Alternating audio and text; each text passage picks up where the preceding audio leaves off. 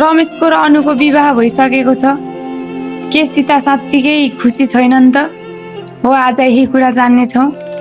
सीता खुसी नभए पनि उनी विवाह गरेर अरूकै सिउँदो सजाएकी छिन् र उनले अब चाहेर पनि रमेशलाई आफ्नो बनाउन सक्दिनन्।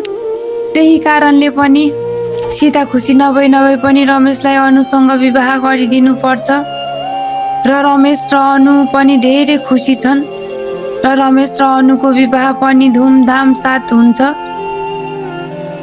तर भने सृष्टिसँग विवाह गर्नको लागि घनश्याम सृष्टिको घर पुग्छन् र उनको बुबा आमासँग सृष्टिको हात माग्छन् र अब जगत सुध्रेर सीतालाई उसकै घर फर्काएर ल्याउनु पर्छ।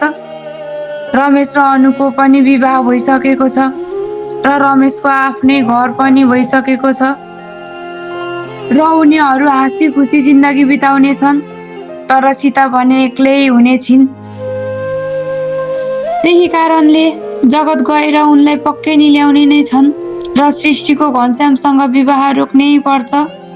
सीता गएर, किनकि घनश्याम जस्तो नीच र पापी मान्छेसँग त्यति सोझी सृष्टिलाई फस्न दिनु हुँदैन र घनश्यामलाई कारवाही गर्नुपर्छ।